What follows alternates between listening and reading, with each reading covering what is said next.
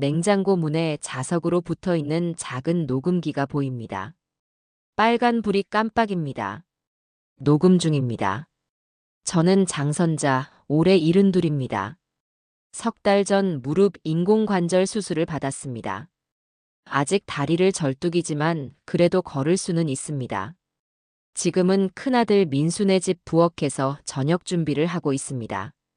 부엌 칼로 물을 썰다가 손을 멈춥니다. 거실에서 들리는 목소리 때문입니다. 큰아들 민수와 며느리 혜진이 이야기를 나누고 있습니다.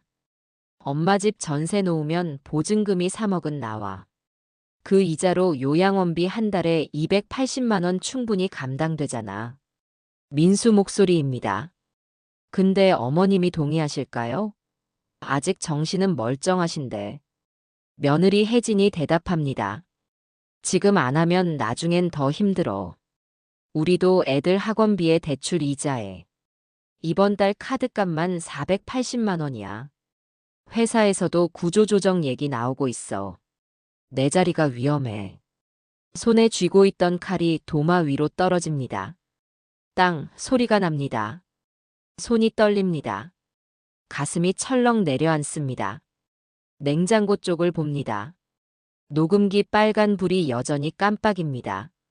며느리가 언제 거기 붙여놓은 걸까요? 아니면 아들이?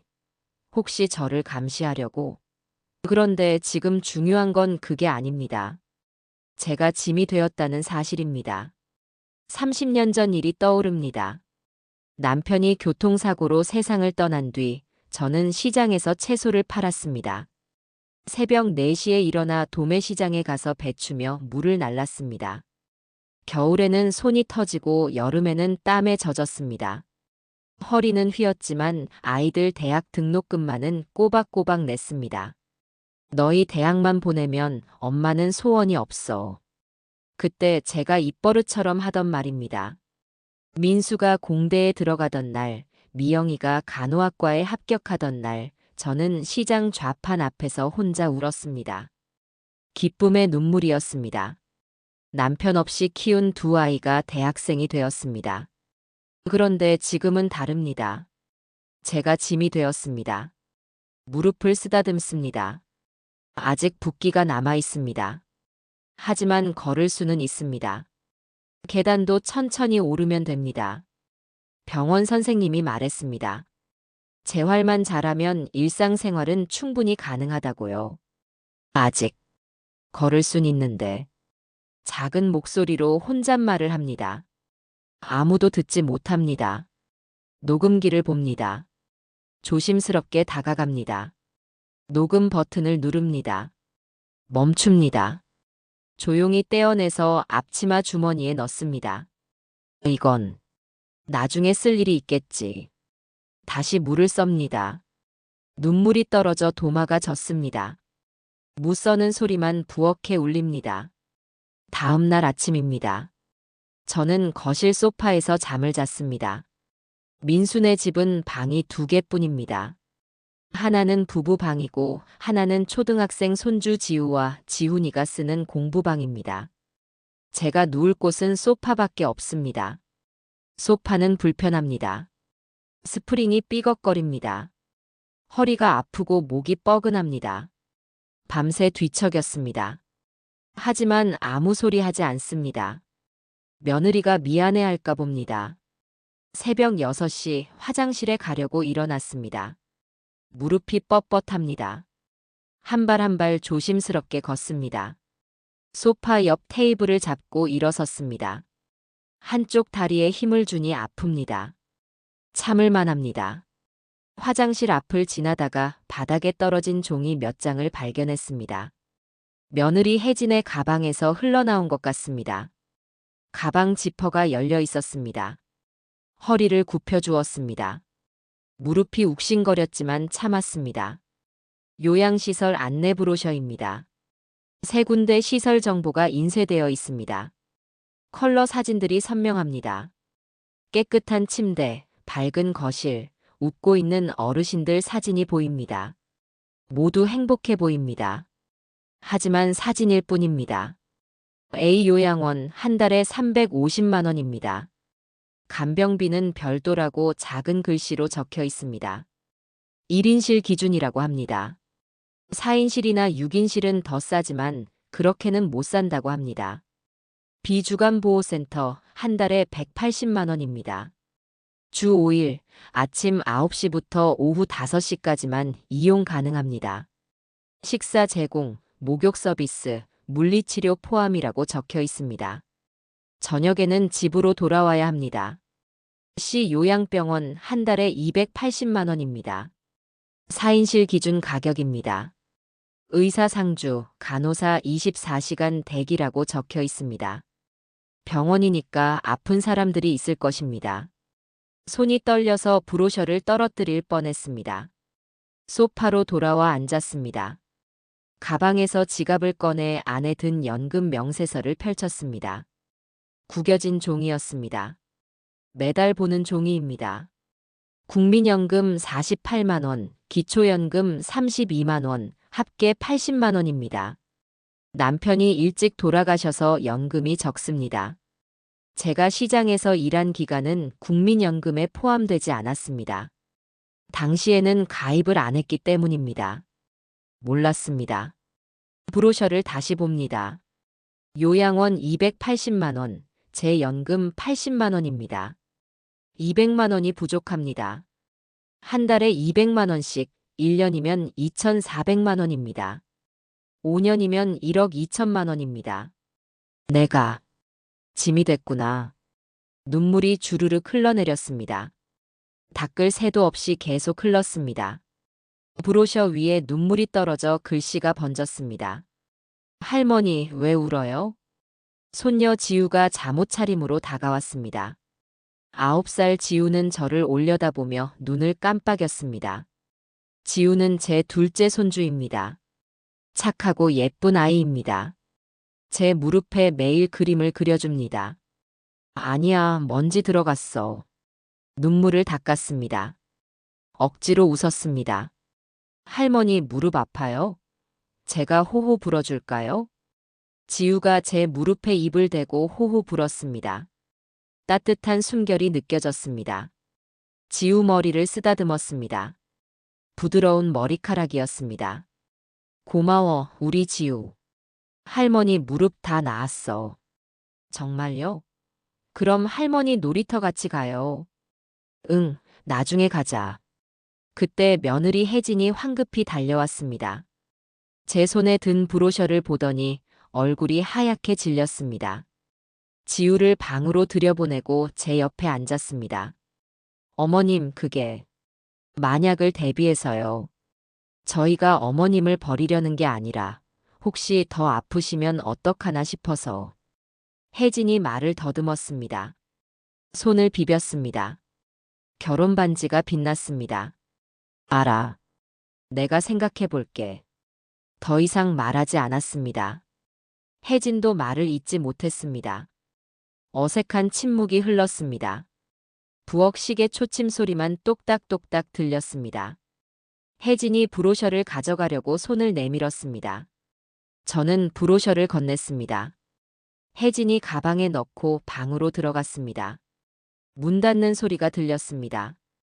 혼자 남았습니다. 창밖이 밝아지고 있었습니다. 새로운 하루가 시작되는데 제 마음은 어두웠습니다. 일주일 뒤 무릎 재활 치료를 받고 집에 들러야 했습니다. 서류를 챙기러 간다고 민수에게 말했습니다. 민수는 바쁘다며 혼자 다녀오라고 했습니다. 버스를 타고 제 집으로 향했습니다. 30년 동안 살던 집이었습니다. 다세대 빌라 3층이었습니다. 엘리베이터가 없어서 계단을 올라야 했습니다. 69계단이었습니다. 예전에 세어본 적이 있었습니다. 버스에서 내려 골목길을 걸었습니다.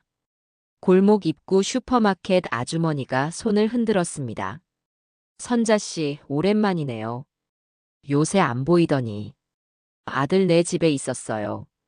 무릎 수술하셨다며요? 많이 나으셨어요? 응, 많이 나았어요. 슈퍼마켓을 지나 세탁소를 지나 미용실을 지났습니다. 제가 30년 동안 다니던 곳들이었습니다. 미용실 사장님도 손을 흔들었습니다. 다들 저를 알았습니다. 대문 앞에 다다랐습니다. 그런데 문에 종이가 붙어 있었습니다.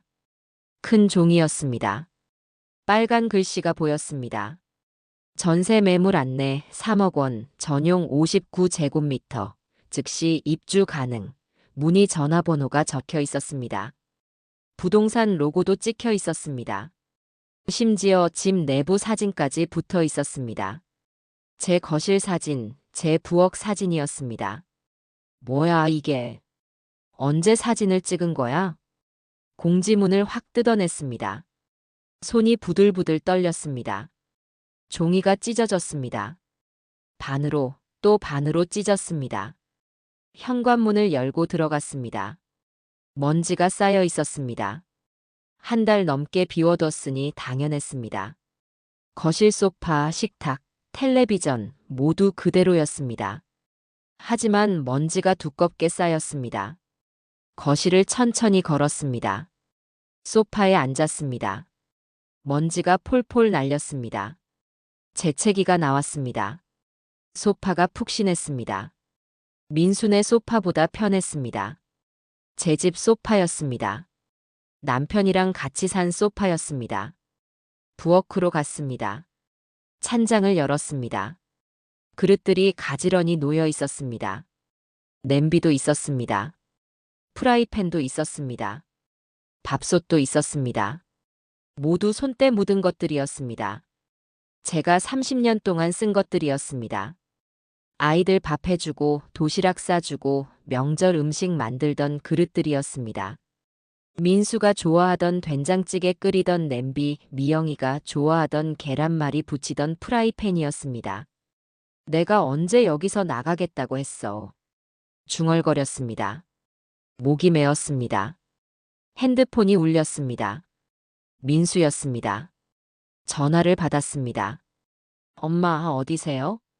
부동산 사장님이 오늘 집 보러 간다는데요. 약속 잡혔어요. 오후 3시예요. 나 몰래 진행한 거야? 내 집인데 내 허락도 안 받고. 목소리가 떨렸습니다. 화가 났습니다. 엄마를 위해서요. 혼자 계시는 것보다 안전한 곳이 낫잖아요.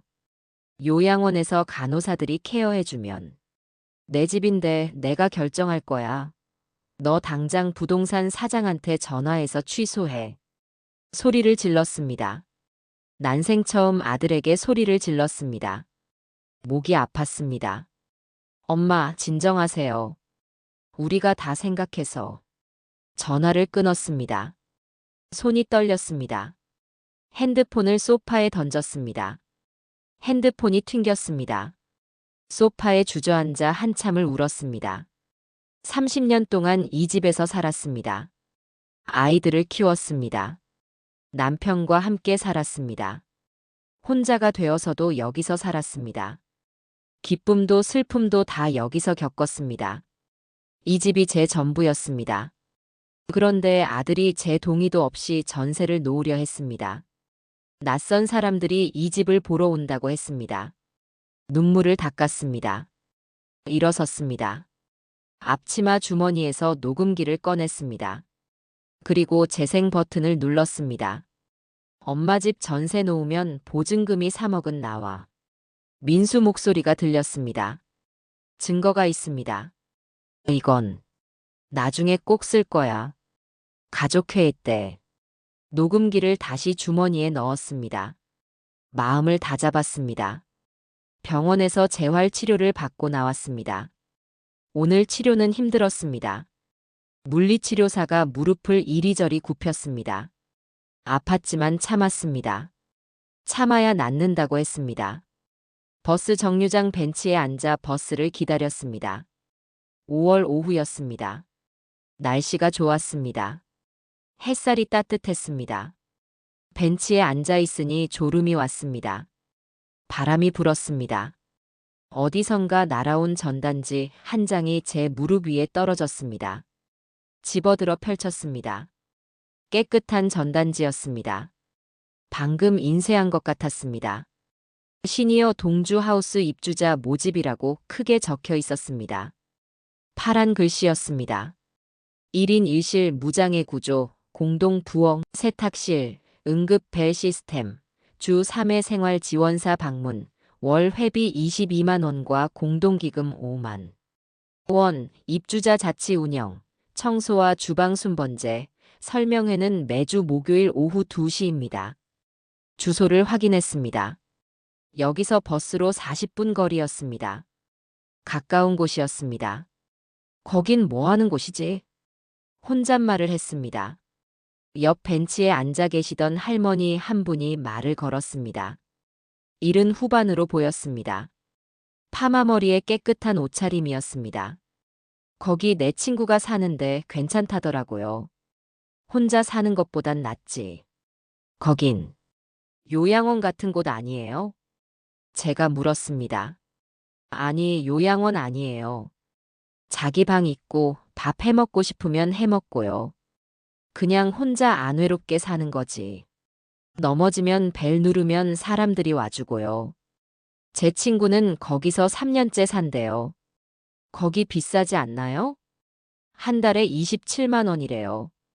연금으로 충분하대요. 제 친구도 연금만으로 사는데 괜찮다고 하더라고요.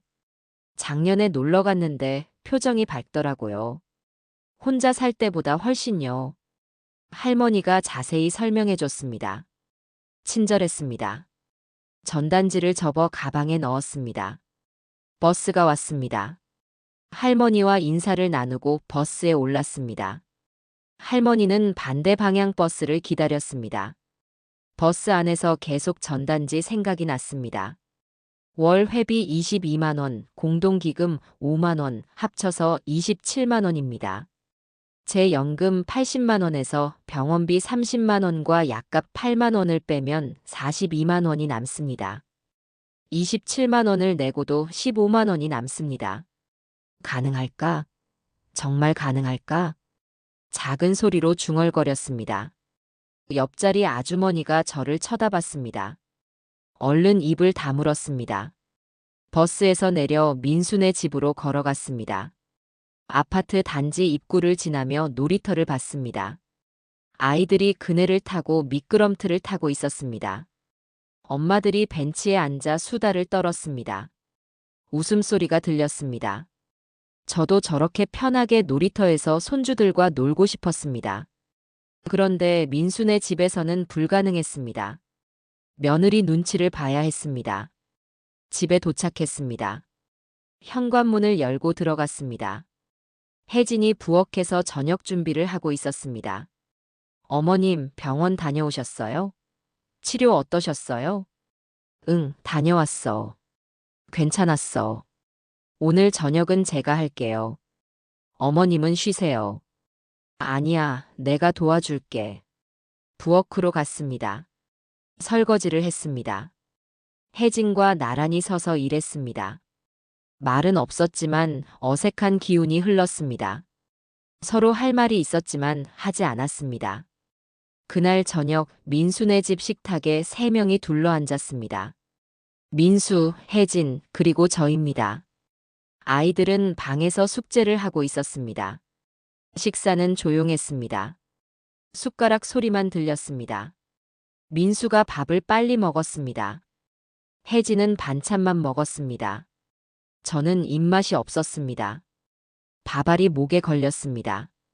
민수가 서류 봉투를 꺼냈습니다. 천천히 테이블 위에 올려놓았습니다. 봉투가 두꺼웠습니다. 여러 서류가 들어있는 것 같았습니다. 엄마, 이번 주 금요일에 부동산 사장님이 집 보러 온대요. 전세 3억에 계약하면 한 달 이자가 700만 원 정도 나와요. 거기서 요양원비 280만 원 내고. 앞치마 주머니에서 녹음기를 꺼냈습니다. 작은 녹음기였습니다. 테이블 위에 놓았습니다. 덜컥 소리가 났습니다. 이거 들어볼래? 민수와 혜진의 얼굴이 하얗게 질렸습니다. 숟가락을 놓았습니다. 혜진이 손으로 입을 가렸습니다. 재생 버튼을 눌렀습니다. 엄마 집 전세 놓으면 보증금이 3억은 나와. 그 이자로 요양원비 한 달에 280만 원 충분히 감당되잖아. 민수 목소리였습니다. 지금 안 하면 나중엔 더 힘들어. 우리도 애들 학원비에 대출 이자에. 민수가 황급히 정지 버튼을 눌렀습니다. 손이 떨렸습니다. 엄마, 이건 언제? 일주일 전 대화야. 너희 냉장고에 붙어 있던 녹음기. 너희가 둔 건지 모르겠지만 덕분에 잘 들었어. 침묵이 흘렀습니다. 벽시계 소리만 들렸습니다. 똑딱, 똑딱. 엄마, 죄송해요. 저희도 정말 힘들어서. 어머님을 버리려던 게 아니라. 혜진이 눈물을 흘렸습니다. 알아. 다 알아. 근데 내 집인데 내가 결정할 거야. 나도 생각이 있어. 나도 계획이 있어. 자리에서 일어났습니다. 거실로 가서 가방을 챙겼습니다. 내가 알아서 할게. 걱정 마. 짐 되지 않을게. 현관문을 나섰습니다. 민수가 뒤따라 나왔습니다. 엄마, 어디 가세요? 밤인데요. 산책 좀 하고 올게. 답답해서. 혼자 좀 걸을게. 제가 같이 갈까요? 아니, 혼자 좀 있을게. 아파트 단지를 천천히 걸었습니다. 무릎이 욱신거렸지만 참았습니다. 가로등 불빛 아래를 걸었습니다. 저녁 바람이 불었습니다. 차가운 바람이었습니다. 벤치를 찾아 앉았습니다. 가방에서 전단지를 꺼냈습니다. 동주하우스 전단지였습니다. 가로등 불빛 아래서 한참을 들여다봤습니다. 전단지에 있는 사진을 봤습니다. 깨끗한 방, 밝은 거실, 웃고 있는 어르신들 사진이었습니다. 요양원 브로셔와는 달랐습니다. 사람들 표정이 달랐습니다. 진짜 웃음 같았습니다. 한번 가볼까? 설명회라도 들어볼까? 달빛 아래서 주소를 다시 확인했습니다. 휴대폰을 꺼내 지도를 검색했습니다. 버스 노선을 찾아봤습니다. 내일 목요일이 설명회 날이었습니다. 목요일 오후 2시 동주하우스에 도착했습니다. 3층짜리 작은 빌라 건물이었습니다. 건물은 오래되지 않았습니다. 벽이 깨끗하고 페인트가 새 것 같았습니다. 안녕하세요. 저는 동주하우스 운영자 김혜숙입니다. 전에는 20년 동안 사회복지사로 일했습니다. 요양원, 주간보호센터, 재가복지센터에서 일했습니다. 그러다 보니 어르신들이 정말 원하는 게 뭔지 알게 됐습니다. 어르신들은 보호받고 싶어 하는 게 아닙니다. 존중받고 싶어 하십니다. 혼자 있고 싶지 않지만 간섭받고 싶지도 않으십니다. 그래서 만든 곳이 동주하우스입니다. 박수 소리가 났습니다. 저도 박수를 쳤습니다. 동주하우스는 함께 살되 간섭하지 않는 공간입니다. 각자 독립된 방이 있고 공동 공간을 나눠 씁니다. 가족이 아니지만 이웃입니다. 혼자가 아니지만 자유롭습니다. 화면에 내부 사진들이 나타났습니다. 1인실은 12제곱미터였습니다. 작았지만 아늑해 보였습니다. 침대, 책상, 옷장, 화장실, 미니 냉장고가 갖춰져 있었습니다. 창문이 커서 햇빛이 잘 들어왔습니다. 커튼이 예뻤습니다. 공동 주방은 싱크대가 낮았습니다. 허리를 굽히지 않아도 될 높이였습니다. 바닥은 미끄럼 방지 재질로 되어 있었습니다. 가스레인지가 4개 있었습니다. 여러 명이 동시에 요리할 수 있었습니다. 큰 식탁도 있었습니다.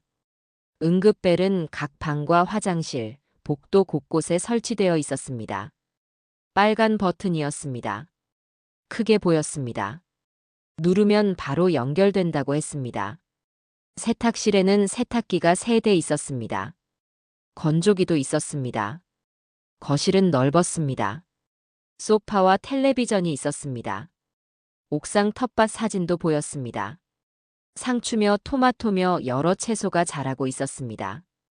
입주 조건은 3가지입니다. 첫째, 기본적인 일상생활이 가능해야 합니다.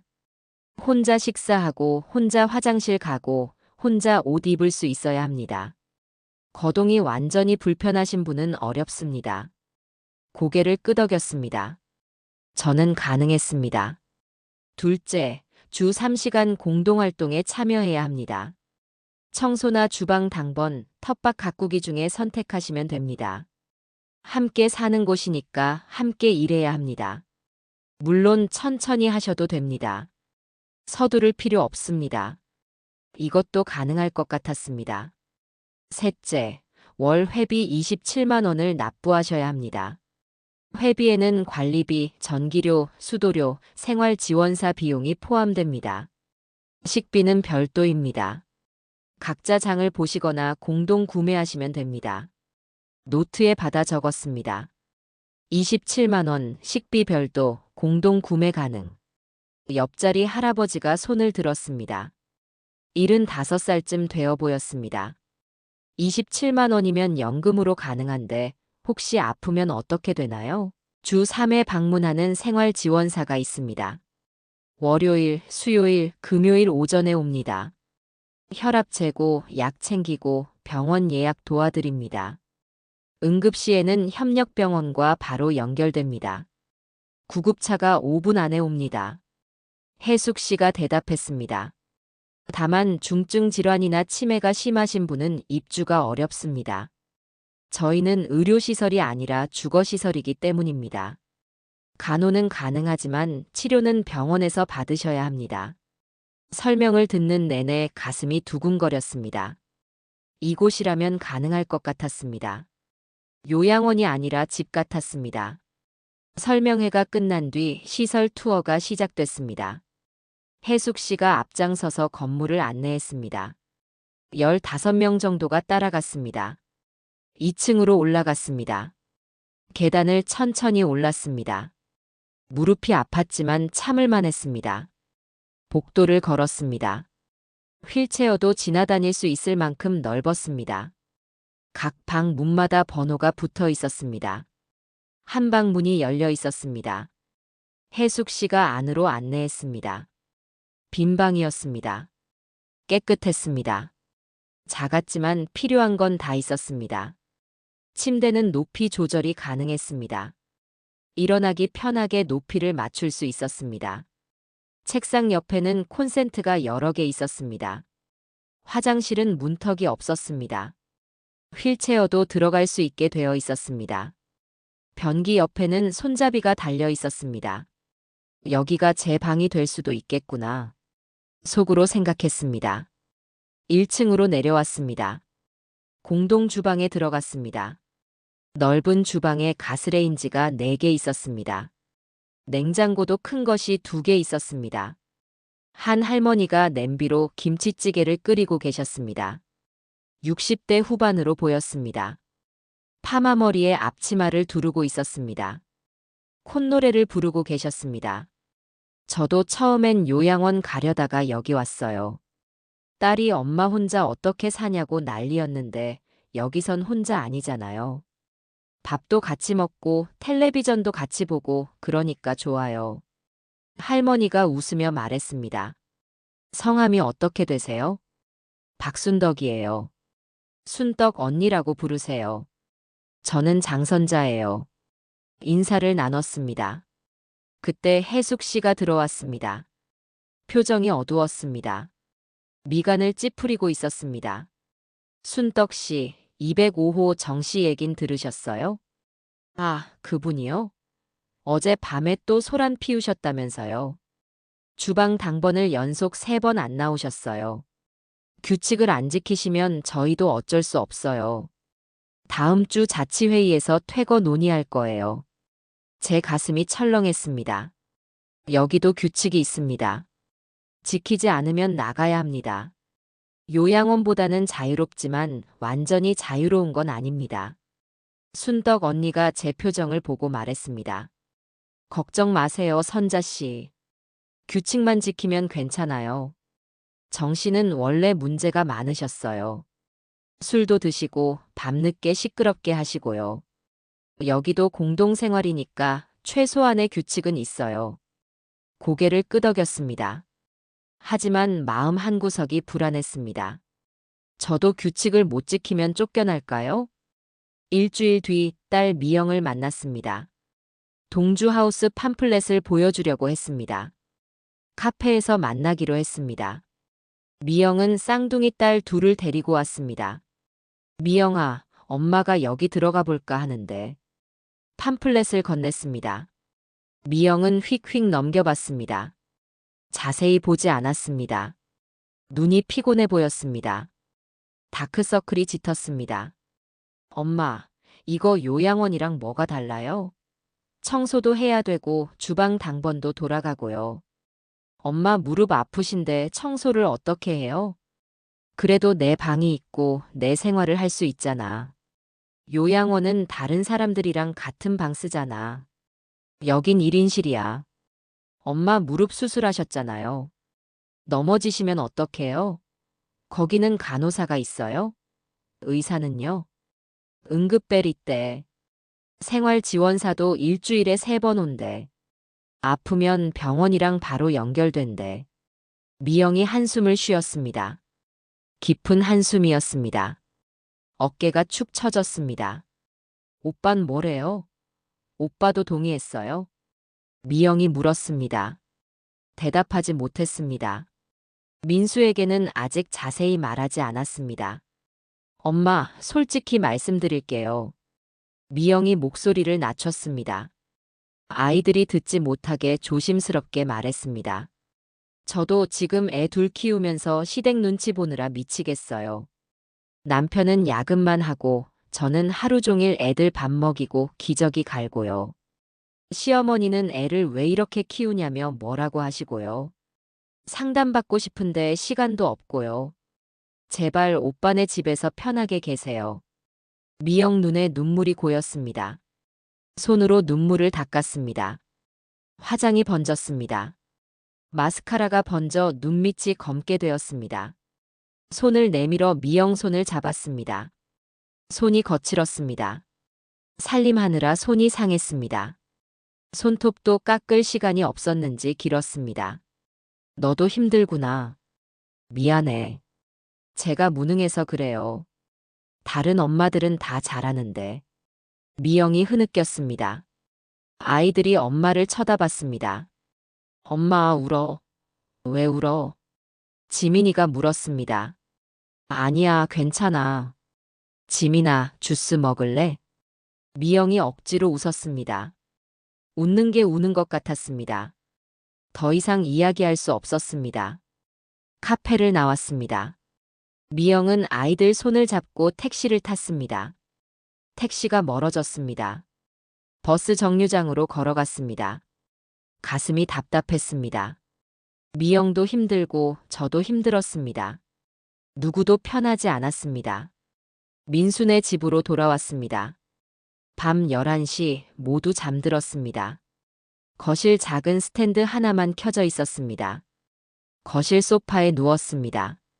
여러 생각이 머릿속을 맴돌았습니다.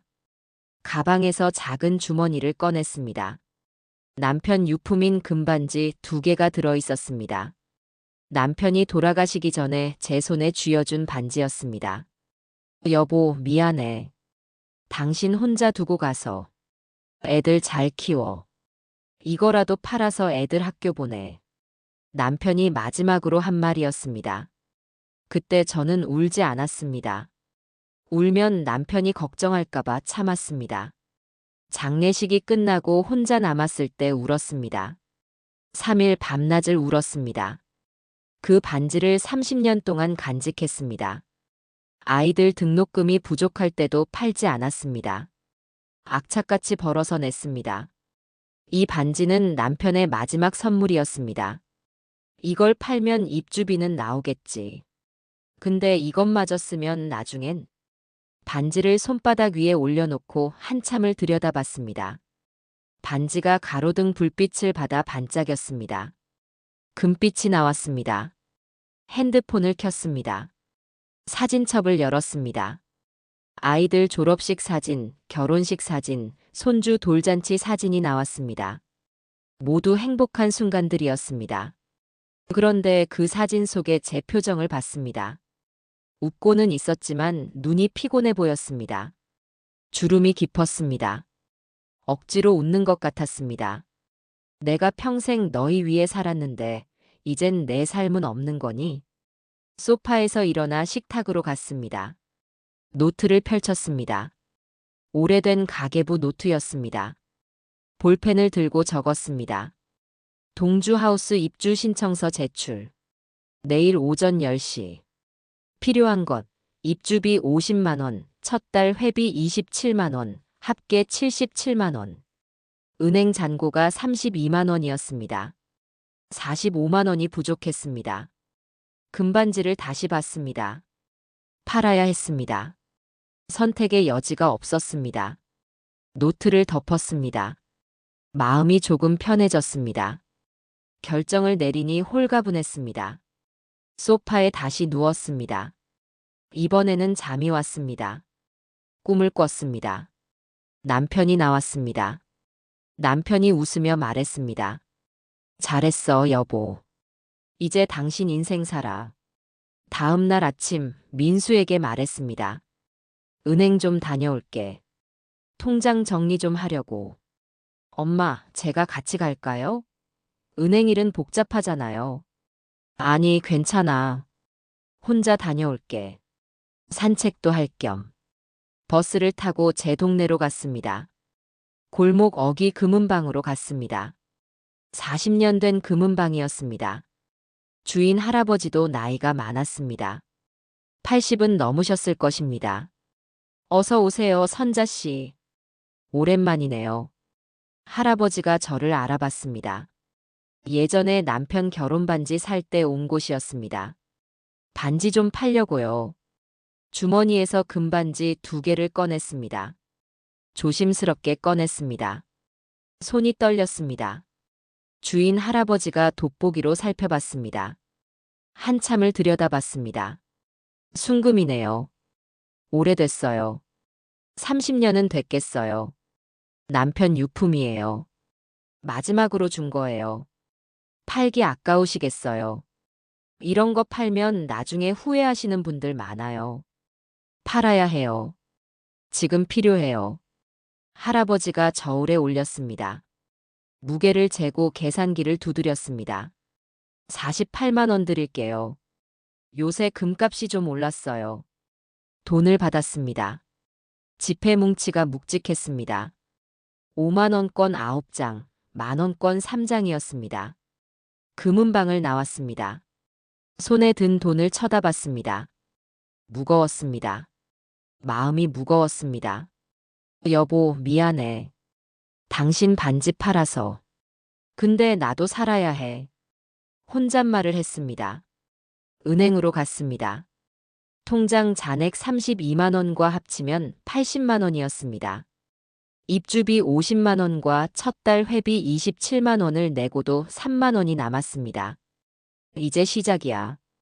새로운 시작이야. 버스를 타고 동주하우스로 향했습니다. 가슴이 두근거렸습니다. 동주하우스 2층 면접실로 들어갔습니다. 테이블 앞에 3분이 앉아 계셨습니다. 운영자 혜숙 씨와 다른 2분이었습니다.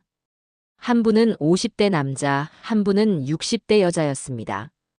장 선자님, 앉으세요. 혜숙 씨가 의자를 가리켰습니다. 테이블 위에 신청서가 놓여 있었습니다. 제가 작성한 신청서였습니다. 어제 팩스로 보낸 것이었습니다. 지원 동기가 뭔가요? 혜숙 씨가 물었습니다. 신청서를 보며 물었습니다. 혼자 살고 싶지만 완전히 혼자는 두렵습니다. 넘어졌을 때 누가 알아줬으면 좋겠어요. 아프면 누가 병원 데려다 줬으면 좋겠어요. 하지만 간섭은 받고 싶지 않아요. 제 시간에 일어나고 제가 먹고 싶은 걸 먹고 싶어요. 솔직하게 대답했습니다. 숨길 게 없었습니다. 가족 관계는 어떠신가요? 왼쪽에 앉은 남자분이 물었습니다. 안경을 쓰고 있었습니다. 아들, 딸 하나씩 있습니다. 손주도 셋이고요. 다들 바쁩니다. 아들은 사업하고 딸은 쌍둥이 키우고요. 저를 사랑하지만 모실 여력은 없습니다. 저도 짐이 되고 싶지 않고요. 주 3시간 공동활동 가능하신가요? 무릎 수술하셨다고 들었는데요. 오른쪽 여자분이 물었습니다. 온화한 목소리였습니다. 청소는 조금 천천히 하면 됩니다. 걸레질, 쓸기 다 할 수 있어요. 요리는 평생 했습니다. 30년 동안 시장에서 장사도 했어요. 음식 만드는 건 자신 있어요. 텃밭은 처음이지만 배우고 싶습니다. 옛날에 시골에서 살 때 농사 지은 적도 있어요. 세 분이 고개를 끄덕였습니다. 마지막 질문입니다. 혜숙 씨가 말했습니다. 안경을 고쳐 쓰고 저를 똑바로 쳐다봤습니다. 왜 요양시설이 아닌 이곳을 선택하셨나요? 잠시 생각했습니다. 그리고 천천히 대답했습니다. 요양원은 보호받는 곳이잖아요. 안전하고 편하겠죠. 하지만 전 아직 사는 곳이 필요해요. 제 방에서 제가 원하는 시간에 일어나고, 제가 먹고 싶은 걸 먹고, 제가 하고 싶은 걸 하고 싶어요. 물론 혼자는 두렵습니다. 넘어지면 어떡하나, 아프면 어떡하나 그런 생각해요. 그래서 이곳을 선택했습니다. 혼자지만 혼자가 아닌 곳이니까요. 자유롭지만 안전한 곳이니까요. 혜숙 씨가 미소 지었습니다. 따뜻한 미소였습니다. 좋은 대답이에요. 일주일 뒤에 결과를 알려드리겠습니다. 합격하시면 입주 날짜를 정하시면 됩니다. 감사합니다. 일어나 인사했습니다. 면접실을 나왔습니다. 복도를 걸어 계단을 내려갔습니다. 가슴이 두근거렸습니다. 떨렸지만 설렜습니다. 일주일 뒤 합격 통보를 받았습니다. 핸드폰 문자로 왔습니다. 합격을 축하합니다. 입주일은 다음 주 월요일 오전 10시입니다. 304호실이 배정되었습니다. 입주 시 필요한 서류 목록이 적혀 있었습니다. 민수에게 말했습니다. 저녁 식사 자리에서 말했습니다. 아이들도 함께 있었습니다. 나 다음 주 월요일에 이사 갈 거야. 민수가 수저를 내려놓았습니다. 혜진도 놀란 표정이었습니다. 지우와 지훈이도 저를 쳐다봤습니다. 엄마, 어디로요? 무슨 일이세요? 동주하우스. 시니어 공동주택이야. 내가 선택한 곳이야. 그게 어디예요? 요양원인가요? 아니야. 각자 방 있고 함께 사는 곳이야. 혼자 아니지만 자유로운 곳이야. 엄마, 거기는 위험해요. 넘어지시면 어떡해요? 응급벨 있어. 생활지원사도 와. 걱정 마. 나도 다 생각해봤어. 민수는 더 이상 말하지 않았습니다. 혜진도 입을 다물었습니다. 어색한 저녁 식사였습니다. 숟가락 소리만 들렸습니다. 할머니, 안 가면 안 돼요? 지우가 물었습니다. 눈물이 글썽거렸습니다. 할머니는 가야 해. 근데 주말마다 놀러 와. 약속할게. 지우 머리를 쓰다듬었습니다. 입주 당일 월요일 아침이었습니다. 캐리어 하나와 이불 보따리를 챙겼습니다. 짐이 많지 않았습니다. 옷 몇 벌, 세면도구, 약, 통장, 사진 몇 장, 그게 전부였습니다. 민수가 차로 데려다 줬습니다. 말이 없었습니다. 차 안이 조용했습니다. 라디오도 켜지 않았습니다. 동주하우스에 도착했습니다. 민수가 짐을 들어줬습니다. 3층 304호실까지 올라갔습니다. 계단을 천천히 올랐습니다. 엄마, 정말 괜찮으세요? 힘들면 언제든지 말씀하세요. 제가 바로 데리러 올게요. 괜찮아. 걱정 마. 주말에 놀러 와. 지훈이도 데리고 와. 민수가 돌아갔습니다. 계단을 내려가는 발소리가 들렸습니다. 점점 멀어졌습니다. 문을 열고 방 안으로 들어갔습니다. 혼자였습니다. 작지만 깨끗한 방이었습니다. 침대, 책상, 옷장이 있었습니다. 창문으로 햇빛이 들어왔습니다. 커튼이 바람에 흔들렸습니다. 하얀 레이스 커튼이었습니다. 캐리어를 열었습니다. 짐을 풀었습니다. 옷을 옷장에 걸었습니다. 세면도구를 화장실에 놓았습니다. 사진을 책상 위에 놓았습니다. 남편 사진, 아이들 사진, 손주들 사진이었습니다. 이불을 침대에 폈습니다. 베개를 놓았습니다. 제 냄새가 나는 이불이었습니다. 30년 쓴 이불이었습니다. 여기가 내 집이구나. 내가 선택한 집. 창문을 열었습니다. 바람이 들어왔습니다. 시원했습니다. 새소리가 들렸습니다. 똑똑, 문 두드리는 소리가 들렸습니다. 문을 열었습니다. 순덕 언니와 또 다른 할머니가 서 계셨습니다. 선자씨, 환영해요.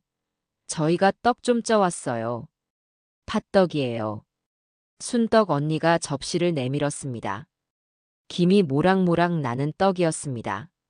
어머, 감사합니다. 들어오세요. 전 최영자예요.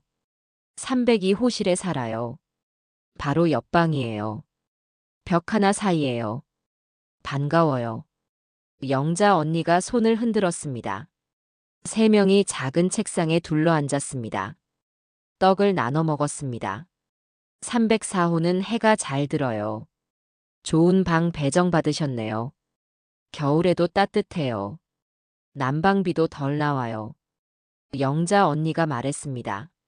참, 내일 오전 10시에 자치회에 있어요. 이번 달 텃밭 일정 정하는 거예요. 오시면 돼요. 순떡 언니가 말했습니다. 제가 뭘 해야 하나요? 처음엔 그냥 듣기만 하세요. 천천히 적응하면 돼요. 일주일 지나면 익숙해져요. 한 달 지나면 완전히 적응돼요. 고맙습니다. 잘 부탁드려요. 우리가 고마워요. 새 식구가 와서 함께 살아요. 세 사람이 웃었습니다. 처음 만났지만 오래 알던 사이 같았습니다. 다음 날 오전 생활지원사 이지은 씨가 찾아왔습니다. 35살쯤 되어 보였습니다. 간호사 유니폼을 입고 있었습니다. 밝은 표정이었습니다. 선자님, 안녕하세요. 전 이지은이에요. 월수금 오전에 방문합니다. 혈압도 재고 약도 챙겨드리고 필요한 거 있으면 도와드려요. 감사합니다. 오늘은 응급 벨 테스트 할게요. 아주 중요하니까 꼭 기억하세요. 지은 씨가 화장실로 안내했습니다. 벽에 빨간 버튼이 달려 있었습니다. 크고 눈에 잘 띄었습니다. 이게 응급벨이에요. 넘어지거나 아프면 이거 누르세요. 한번 눌러보세요. 버튼을 눌렀습니다. 딱딱한 플라스틱 버튼이었습니다. 삐, 삐, 삐 경보음이 울렸습니다. 복도에서 안내방송이 나왔습니다. 304호 비상, 304호 비상. 10초도 안 돼서 영자 언니와 순떡 언니가 뛰어왔습니다. 숨을 헐떡였습니다. 슬리퍼 신은 발소리가 복도에 울렸습니다.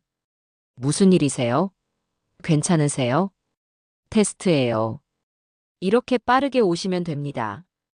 고생하셨어요. 지은 씨가 웃으며 말했습니다. 작년에 602호 철수 할아버지가 쓰러지셨을 때도 이렇게 구했어요. 1분 만에 사람들이 다 모였어요. 구급차 오기 전에 응급처치했어요. 그래서 살았어요. 순떡 언니가 말했습니다.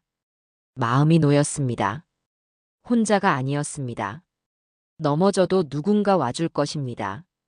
오후에는 옥상 텃밭에 갔습니다. 옥상은 넓었습니다. 햇빛이 따뜻했습니다. 상자 텃밭이 여러 개 있었습니다. 상추, 깻잎, 토마토, 고추가 자라고 있었습니다. 순떡 언니가 상추를 따고 계셨습니다.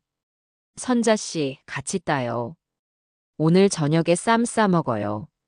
저 혼자 살 땐 상추 한 포기 사도 다 못 먹고 버렸는데 여기선 나눠 먹으니까 좋아요. 낭비도 안 하고요. 음식물 쓰레기도 줄고요. 순떡 언니가 말했습니다.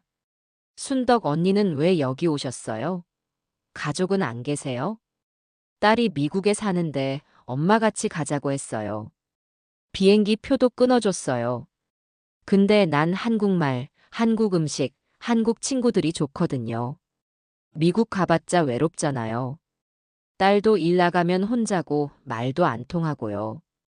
여기 오길 잘했어요. 고개를 끄덕였습니다. 순덕 언니 마음을 알 것 같았습니다. 선자 씨는요? 아들 내 집에 있었는데요. 짐이 되는 것 같아서요. 아들도 힘들고 저도 눈치 보이고요. 차라리 혼자 사는 게 낫겠다 싶었어요. 근데 완전히 혼자는 무섭잖아요. 맞아요. 혼자는 외롭고 가족이랑은 부담되고 여기가 딱 좋아요. 자유롭지만 안전해요. 상추를 한 바구니 땄습니다. 같이 주방으로 내려갔습니다. 깻잎도 조금 땄습니다. 입주 2주일째 되던 토요일, 민수와 미영이 찾아왔습니다. 손주들도 함께 왔습니다. 지우, 지훈이, 그리고 쌍둥이 지민이와 지수도 왔습니다. 거실에서 만났습니다. 저는 앞치마를 두르고 있었습니다. 오늘이 제 주방 당번이었습니다. 점심 준비를 하고 있었습니다. 콩나물국을 끓이고 있었습니다. 엄마, 여기서 청소도 하고 요리도 하신다며요? 민수가 물었습니다. 걱정하는 표정이었습니다. 응, 오늘은 내 차례야. 다음 주는 영자 언니 차례고 그 다음 주는 순덕 언니 차례야. 돌아가면서 해. 무릎 괜찮으세요? 서서 요리하시면 아프시잖아요. 미영이 걱정스러운 얼굴로 물었습니다. 천천히 하면 돼. 다들 이해해줘. 급할 것도 없고. 의자 놓고 앉아서 하기도 해. 그때 영자 언니가 다가왔습니다. 선자 씨 자녀분들이시구나. 어머님 덕분에 요새 저희 식사가 풍성해졌어요. 나물 무침 진짜 맛있어요. 비법 좀 알려주세요. 민수와 미영이 어색하게 웃었습니다. 할머니. 손주 지우가 달려와 안겼습니다. 어머, 우리 지우. 많이 컸네. 키가 얼마나 컸어? 할머니보다 곧 크겠어. 지우 머리를 쓰다듬었습니다. 부드러운 머리카락이었습니다. 제 방으로 안내했습니다. 6명이 방에 들어가니 비좁았습니다. 민수는 침대에, 미영은 의자에 앉았습니다. 아이들은 바닥에 앉았습니다. 좁지? 그래도 내 공간이 있으니까 좋아. 내 마음대로 할 수 있어. 창밖을 가리켰습니다. 저기 옥상 텃밭 보여? 저기서 상추 키워. 내가 키운 상추야. 엄마, 그래도 집은 그대로 두셔야 해요. 만약 여기서 적응 못하시면 돌아가셔야 하잖아요. 민수가 말했습니다. 집은 내가 관리할 거야. 한 달에 한 번씩 가서 청소하고 환기하고. 전세는 절대 안 놓아. 그 집은 내 집이야. 엄마. 내 집인데 내가 결정하는 거야. 너희 동에 필요 없어. 너희는 너희 삶 살고 나는 내 삶 살아. 민수는 더 이상 말하지 않았습니다. 미영도 조용했습니다. 할머니, 배고파요. 지우가 말했습니다. 그래. 할머니가 김밥 싸놨어. 냉장고에 있어. 먹을래? 냉장고를 열었습니다. 어제 만든 김밥이 랩에 쌓여 있었습니다. 꺼내서 접시에 담았습니다. 맛있어요.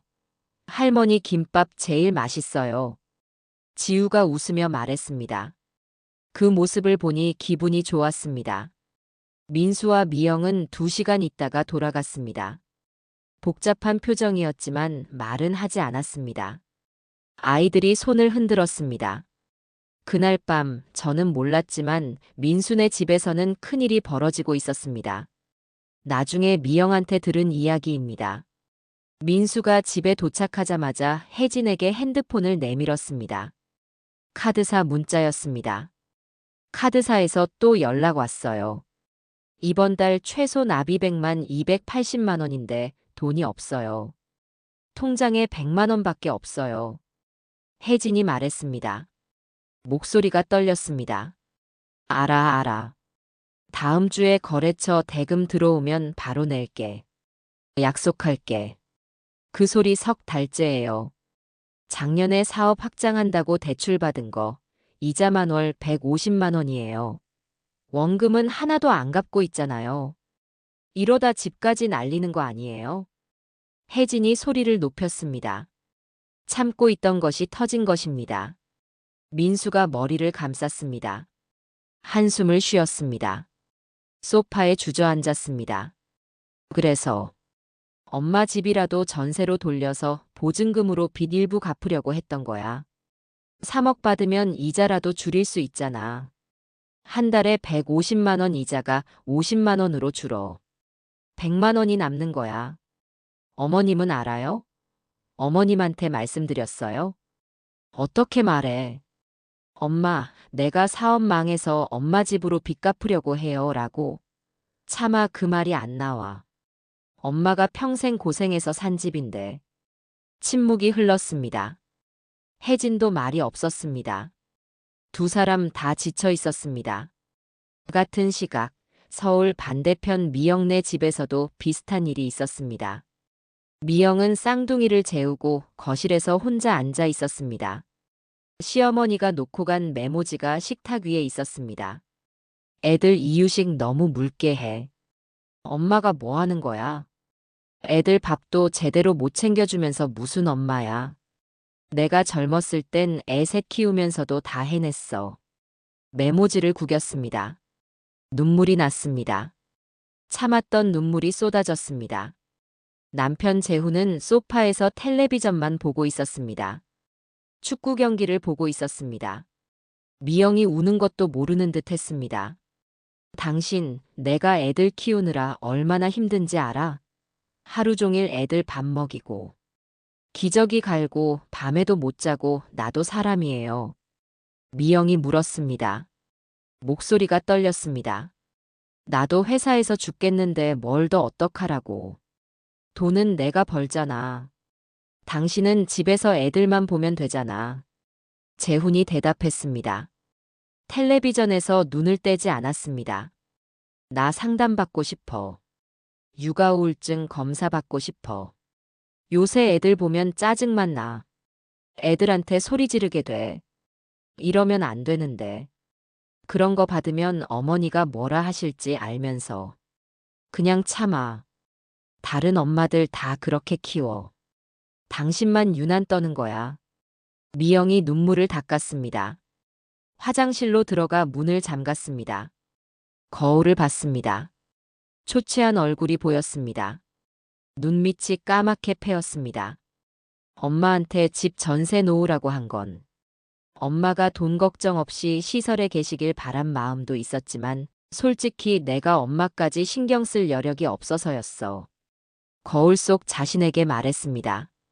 눈물이 주르륵 흘렀습니다. 다음 날 오전 동주하우스 거실에서 자치회의가 열렸습니다. 입주자 15명이 모였습니다. 다음 달 일정을 논의했습니다. 청소 당번, 주방 당번, 텃밭 일정을 정했습니다. 제 이름도 당번표에 올랐습니다. 청소는 매주 화요일, 주방은 매주 목요일이었습니다. 순떡 언니가 말했습니다. 제 딸이 이번에 미국에서 왔는데 엄마 여기 괜찮네 라고 하더라고요. 처음엔 요양원 가시는 게 낫지 않냐고 했었는데 이젠 생각이 바뀌었대요. 엄마가 행복해 보인다고요. 가족들은 안전만 생각하죠. 우리가 뭘 원하는지는 안 물어봐요. 그냥 자기들 편한 대로 결정하려고 하죠. 우리도 사람인데. 영자 언니가 맞장구 쳤습니다. 고개를 끄덕였습니다. 그 말이 맞았습니다. 민수도 미영도 저를 사랑하지만 제 마음은 몰랐습니다. 회의가 끝난 뒤 혜숙 씨에게 조심스럽게 물었습니다. 혜숙 씨, 혹시 여기서 일자리 같은 거 있나요? 소일거리라도요. 용돈이라도 벌고 싶어서요. 독서 멘토 프로그램이 있어요. 인근 초등학교 애들한테 책 읽어주는 거예요. 일주일에 2번, 화요일, 수요일 오후 2시부터 3시까지예요. 1시간씩이에요. 회당 2만 원 받아요.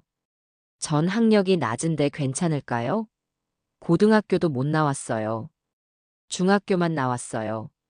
학력이 아니라 경험이에요. 선자님은 두 아이 키우셨잖아요. 손주도 셋이고요. 아이들한테 이야기 들려주는 건 할머니가 제일 잘하세요. 책 읽는 건 누구나 할 수 있어요. 중요한 건 마음이에요. 마음이 뛰었습니다. 할 수 있을 것 같았습니다. 해보고 싶어요.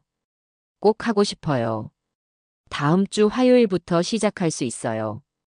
제가 학교 선생님한테 연결해 드릴게요. 내일 학교 가서 간단히 면접 보시면 돼요. 혜숙 씨가 웃으며 말했습니다.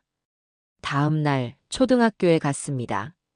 교장 선생님과 3학년 담임 선생님을 만났습니다. 간단한 면접이었습니다. 왜 이 일을 하고 싶으세요? 교장 선생님이 물었습니다. 아이들이 좋아요. 제 손주들한테 책 읽어주는 걸 좋아해요. 옛날 이야기도 많이 알아요. 아이들이 제 이야기 들으면 좋아해요. 어떤 책을 읽어주실 건가요? 전래동화요. 흥부와 놀부, 해와 달이 된 오누이, 콩쥐 팥쥐, 그런 거요. 요새 애들은 그런 이야기 잘 모른다고 들었어요. 교장 선생님이 고개를 끄덕였습니다. 좋습니다. 다음 주 화요일부터 시작하시죠. 방으로 돌아와 노트를 펼쳤습니다. 계산을 해봤습니다. 연금 80만 원, 독서 멘토 주 2회, 한 달에 8회, 2만 원씩 16만 원, 합계 96만 원이었습니다. 회비 27만 원, 병원비 25만 원 재활이 잘 돼서 줄었습니다. 약값 8만 원, 합계 60만 원입니다. 96만 원에서 60만 원을 빼면 36만 원이 남습니다. 할 수 있어. 내 힘으로 살 수 있어. 노트를 덮었습니다. 가슴이 벅찼습니다. 제 힘으로 살 수 있습니다. 아들에게 손 벌릴 필요가 없습니다. 창문을 열었습니다. 바람이 들어왔습니다. 6월의 바람이었습니다. 따뜻했습니다. 입주 한 달째 되던 어느 새벽, 화장실에 가려고 일어났습니다. 복도로 나왔는데 602호 앞에 누군가 쓰러져 있었습니다. 이철수 할아버지였습니다. 79살이셨습니다. 지팡이가 옆에 떨어져 있었습니다. 할아버지, 괜찮으세요? 다가가 어깨를 흔들었습니다. 할아버지는 눈을 뜨셨지만 말을 못하셨습니다. 입이 한쪽으로 돌아가 있었습니다. 다리에 힘이 없었습니다. 오른쪽 팔도 움직이지 않았습니다. 뇌졸중 증상이었습니다. 딸 미영이 간호사라서 알았습니다. 빨리 조치하지 않으면 위험합니다. 복도 벽에 붙은 빨간 버튼을 눌렀습니다. 있는 힘껏 눌렀습니다. 6층 복도 비상. 6층 복도 비상. 안내방송이 울려 퍼졌습니다. 건물 전체에 울렸습니다. 사이렌 소리도 났습니다. 30초도 안 돼서 영자 언니, 순떡 언니, 생활지원사 지은 씨가 뛰어왔습니다. 숨을 헐떡였습니다. 잠옷 차림이었습니다. 지은 씨가 즉시 119에 전화를 걸었습니다. 정확하게 주소와 상황을 설명했습니다. 침착했습니다. 뇌졸중 의심 환자 79세 남자 의식은 있으나 언어장애, 편측 마비 있음. 주소는 다른 입주자들도 하나둘 나왔습니다. 모두 걱정하는 표정이었습니다. 10명 정도 모였습니다. 영자 언니가 담요를 가져왔습니다. 할아버지를 덮어줬습니다. 순덕 언니는 할아버지 손을 잡고 있었습니다. 괜찮아요, 철수 씨. 금방 구급차 와요. 조금만 참아요. 5분 뒤 구급대원이 도착했습니다. 빠른 대응이었습니다. 사이렌 소리가 점점 가까워졌습니다. 뇌졸중 의심됩니다. 빨리 발견하셨네요. 골든타임 놓칠 뻔했어요. 10분만 늦었어도 위험했습니다. 잘하셨어요. 구급대원이 말했습니다. 할아버지는 들것에 실려 병원으로 갔습니다. 구급차 사이렌 소리가 멀어졌습니다. 다들 거실로 모였습니다. 새벽이었지만 아무도 방으로 돌아가지 않았습니다. 서로 걱정했습니다. 혜숙 씨도 급히 왔습니다. 철수 씨 괜찮으시겠죠? 의식은 있었잖아요. 빨리 발견해서 다행이에요. 선자 씨 덕분이에요. 아니에요. 저도 화장실 가다가 우연히 본 거예요. 응급벨이 있어서 다행이에요. 1시간 뒤 병원에서 전화가 왔습니다. 지은 씨가 받았습니다. 수술 잘 끝났대요. 후유증은 있겠지만 생명은 지켰대요. 일주일 입원하시고 재활 시작하신대요.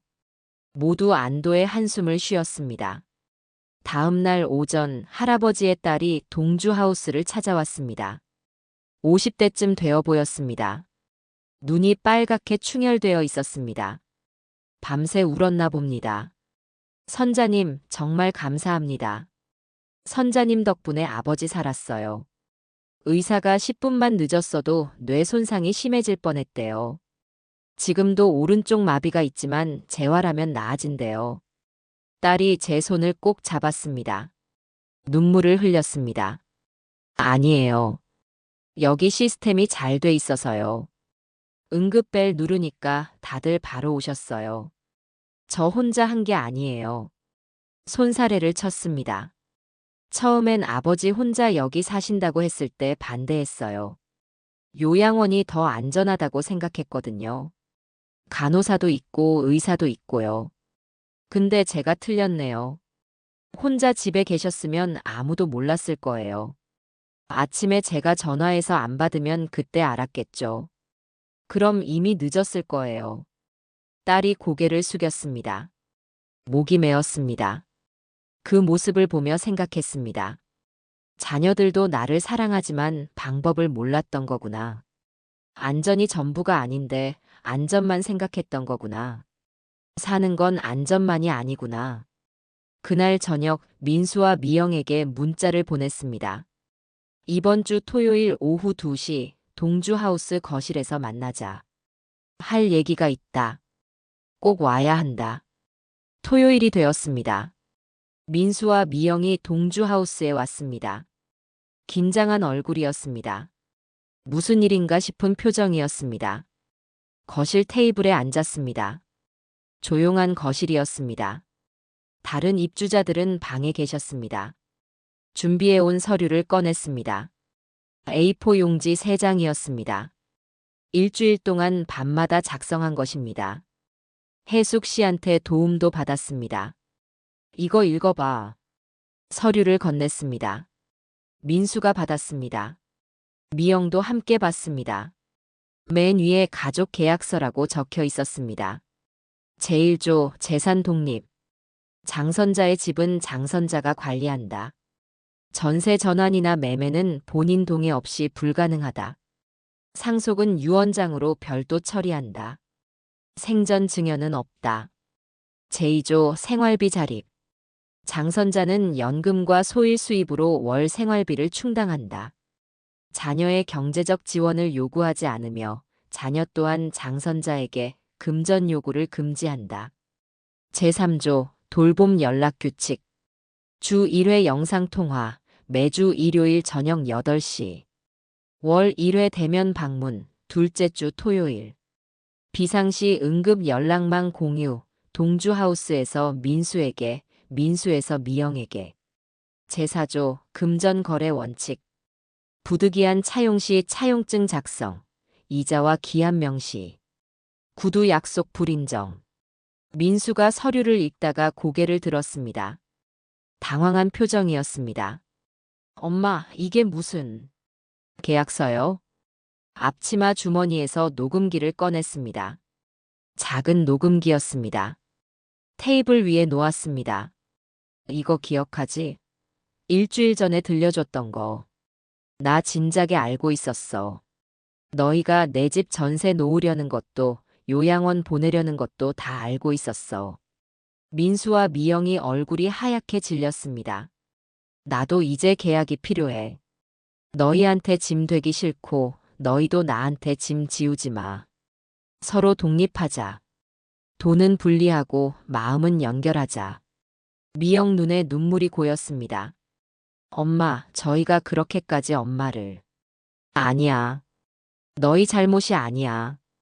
다들 살기 바쁜 거 알아. 근데 엄마도 내 삶이 있어. 너희 삶이 있듯이 엄마 삶도 있어. 엄마도 사람이야. 손으로 두 사람의 손을 잡았습니다. 따뜻했습니다. 침묵이 흘렀습니다. 벽시계 소리만 들렸습니다. 민수가 입을 열었습니다. 한참을 망설이다 말했습니다. 엄마, 사실 말씀드릴 게 있어요. 민수가 모든 걸 털어놨습니다. 사업 실패, 빚 3천만 원, 신용불량 직전, 카드값 연체, 모두 말했습니다. 목소리가 떨렸습니다. 남자가 우는 것 같았습니다. 엄마 집 전세 놓으려 했던 건 제 빚 때문이었어요. 3억 받으면 빚도 갚고 이자도 줄일 수 있잖아요. 죄송해요. 제가 무능해서 그래요. 제가 사업을 잘못해서 이렇게 됐어요. 민수가 고개를 숙였습니다. 어깨가 떨렸습니다. 미영도 울기 시작했습니다. 저도 솔직히 엄마 모시는 게 버거웠어요. 애들 키우고 시댁 눈치 보느라요. 저도 육아 우울증인 것 같아요. 상담도 못 받고 우울증 약도 몰래 먹고 있어요. 시어머니가 알면 뭐라 할까봐 숨기고 있어요.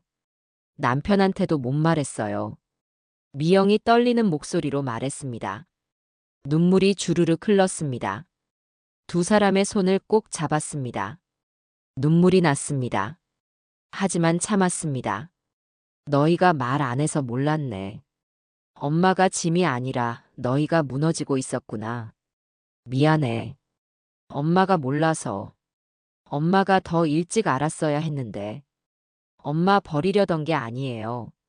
정말요. 엄마 사랑해요. 근데 저희도 힘들어서 어떻게 해야 할지 몰랐어요. 민수가 눈물을 흘렸습니다. 어른이 된 아들이 우는 모습을 보니 가슴이 아팠습니다. 알아. 다 알아. 그러니까 이제 우리 각자 설 수 있을 때까지 거리를 두자. 돈은 분리하고 마음은 연결하고 엄마는 엄마대로 살고 너희는 너희대로 살자. 그게 서로한테 더 좋아. 계약서를 다시 펼쳤습니다. 민수야, 넌 개인회생 신청해.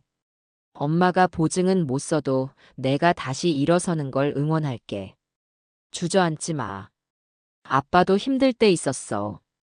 다시 일어설 수 있어. 넌 할 수 있어. 민수가 고개를 끄덕였습니다. 미영아, 넌 상담받아. 시댁 눈치 보지 말고. 내가 건강해야 애들도 건강해. 엄마가 상담비 보탤게. 한 달에 10만 원 정도는 도와줄 수 있어. 엄마, 어떻게 엄마가. 괜찮아. 엄마 이제 돈 벌어. 독서 멘토 일 시작했어. 한 달에 16만 원이야. 적지만 그 중에 10만 원은 넣어줄 수 있어.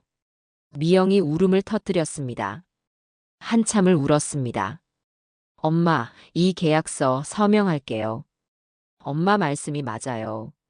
미영이 말했습니다. 저도요. 엄마, 정말 죄송해요. 민수도 고개를 끄덕였습니다. 볼펜을 건넸습니다. 세 사람이 차례로 서명했습니다.